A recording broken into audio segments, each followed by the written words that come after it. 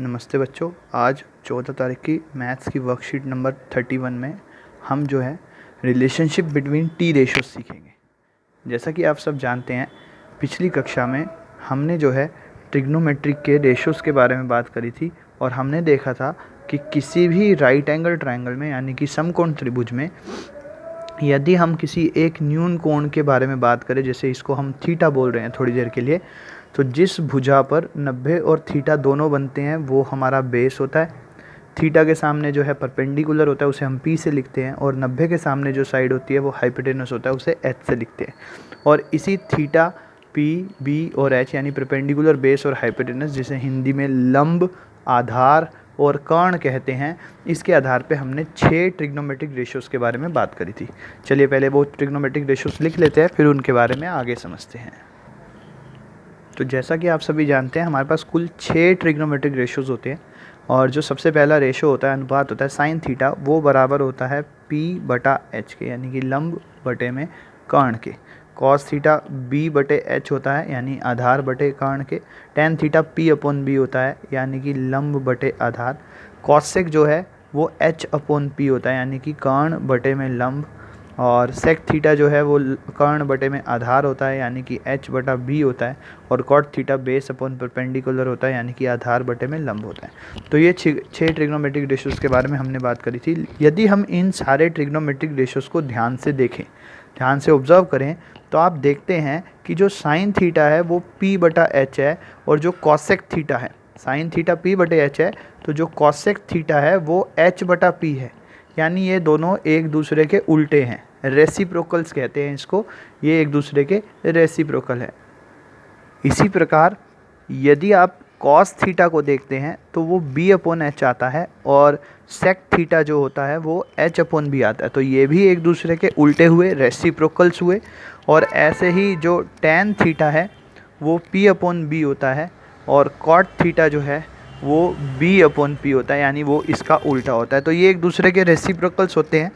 Sine theta जो है cosec के साथ रेसिप्रोकल बनाता है, कॉस जो है सेक के साथ, और टेन थीटा जो है कॉट थीटा के साथ रेसिप्रोकल वाला रिलेशनशिप बनाता है। इसी आधार पे मैं ये कह सकता हूँ कि जो हमारा साइन थीटा है, क्योंकि वो कॉसेक उसका उल्टा है या वो कॉसेक का उल्टा है, एक ही बात है, तो साइन थीटा को हम 1 बटा कॉसेक थीटा लिख सकते हैं, यानी 1 अपॉन कॉसेक थीटा लिख सकते हैं। और ऐसे ही हम कॉसेक थीटा को भी 1 अपॉन साइन थीटा लिख सकते हैं, क्योंकि ये दोनों एक दूसरे के उल्टे हैं। आप कॉसेक का उल्टा कर दो, ये कॉसेक है एच अपॉन पी, इसका उल्टा करोगे तो पी अपॉन एच बन जाएगा साइन, इसलिए 1 बटा कॉसेक साइन के बराबर है।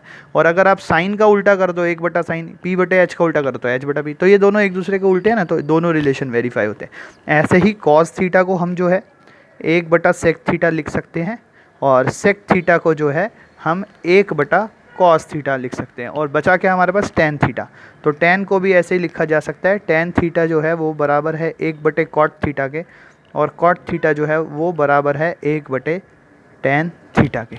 तो इस प्रकार हम देखते हैं कि इसी को हम रिलेशनशिप कहते हैं। जो हमारे ट्रिग्नोमेट्रिक रेशियोज़ के बीच में रिलेशनशिप है वो एक दूसरे से किस प्रकार संबंधित है, उसी संबंध को जो है हमने यहाँ पे इस रेशो के द्वारा और इस फॉर्मेट के द्वारा समझा है।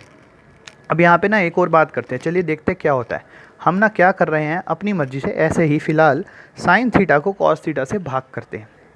तो साइन थीटा का मान होता है पी बटा एच, और कॉस थीटा का मान होता है बी बटा एच।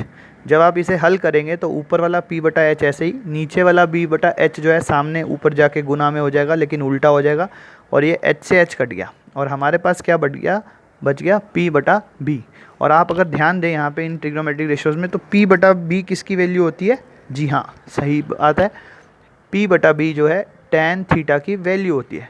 तो इसका अर्थ ये हुआ कि साइन थीटा को कॉस थीटा से भाग करने पे टेन थीटा मिलता है। तो ये एक और रिलेशन बनता है हमारा कि टेन थीटा जो होता है वो साइन थीटा बटे में कॉस थीटा के बराबर होता है। टेन थीटा जो है वो साइन बटे कॉस के बराबर होता है। यदि आप कभी भी साइन और कॉस के मान को आपस में भाग करते हैं, साइन के मान को ऊपर रखते हैं और कॉस के नीचे, और इसे हल करेंगे तो ये टेन थीटा आ जाएगा। और क्योंकि कॉट थीटा जो है वो टेन का उल्टा होता है, इसलिए अगर आप कॉट थीटा निकालना चाहते हैं तो आपको इसका उल्टा कर दीजिए, यानी कि कॉस थीटा को यदि मैं साइन थीटा से भाग कर देता हूं तो वो कॉट थीटा आ जाता है। तो ये कुछ रिलेशनशिप्स हैं जो आपको ध्यान रखने हैं, और इसकी सहायता से जो है आप प्रश्नों को आसानी से हल कर पाएंगे। जैसे मान लीजिए अगर उदाहरण के रूप में हम एक समकोण त्रिभुज ले लेते हैं, मान लीजिए मैंने एक समकोण त्रिभुज यहाँ पे लिया है, इसकी भुजाएं मान लेते हैं 3, 4 और 5 सेंटीमीटर है, ठीक है। और यहाँ पे हम थीटा मान लेते हैं, तो थीटा यहाँ मानते ही ये हमारा बेस हो जाएगा, ये हमारा परपेंडिकुलर हो जाएगा और ये हमारा हाइपोटेनस हो जाएगा। त्रिभुज को कुछ भी नाम दे सकते हैं, हम ABC लिख देते हैं। तो अब देखिए अगर आपसे कोई कहता है कि भाई इसमें सारे ट्रिग्नोमेट्रिक रेशोज़ निकाल के दिखाइए, आपने एक निकाल लिया, जैसे साइन थीटा निकाल लिया आपने, वो आता है P/H। पहले ज़रूर लिखिएगा कि वो होता क्या है, P/H 3/5।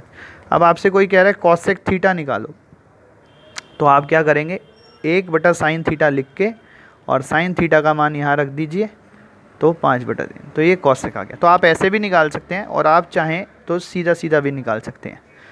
H/P लिखा और यहाँ पे 5/3 लिख दिया, तो दोनों से उत्तर आपका सेम आएगा। इस प्रकार जो है हम इन रिलेशंस का इस्तेमाल कर सकते हैं। और ये तो एक सिंपल केस है। इसके अलावा मान लीजिए एक और उदाहरण लेते हैं। इस उदाहरण में मैं क्या कर रहा हूँ, आपको ना सीधा tan थीटा की वैल्यू दे दी, tan थीटा का मान बता दिया 3/4 है, और आपसे कह रहे हैं जी जो है आप कुछ और ट्रिग्नोमेट्रिक रेशियोज निकाल के दिखाओ, जैसे कॉट थीटा। यहाँ आपसे कह दें कि 4 कॉट थीटा प्लस 5, इसका मान बताइए, 4 कॉट थीटा जमा 5। अब जनरली क्या होता है, tan थीटा 3/4 है, तो हम समकोण त्रिभुज बनाते हैं, यहाँ 3 लिखते हैं, 4 लिखते हैं, उसके बाद हल करके इसको 5 निकालते हैं पाइथागोरस थ्योरम से, फिर जाके कॉट की वैल्यू आएगी। तो अगर मैं ये सब नहीं करना चाहता तो उसके लिए आसान तरीका क्या है, सीधा कॉट की वैल्यू निकाल लीजिए। अब कॉट थीटा हमें पता है 1/tan थीटा होता है, यानी tan थीटा का उल्टा होता है। तो अगर tan 3/4 है तो कॉट 4/3 हो जाएगा। तो ये मान आप सीधे सीधे यहाँ रख दीजिए, 4 गुना 4/3 जमा 5, और इसको हल कर लीजिए आप, 16/3 जमा 5 एलसीएम लेके जब आप इसे हल करेंगे यहाँ पे, तो ये बन जाएगा 16 जमा 15/3 यानी कि 31/3।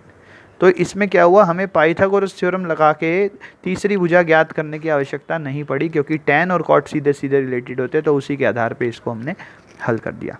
तो आप सभी जो है प्रैक्टिस करते रहिए, इन सभी ट्रिग्नोमेट्रिक रेशियोज़ के आपस में जो रिलेशंस है, संबंध है, उनको ध्यान दीजिए, उनका प्रयोग कीजिए अपने प्रश्नों में। इस कक्षा में इतना ही। अगर आपको कुछ समझ ना आया हो तो आप कमेंट में पूछ सकते हैं। धन्यवाद।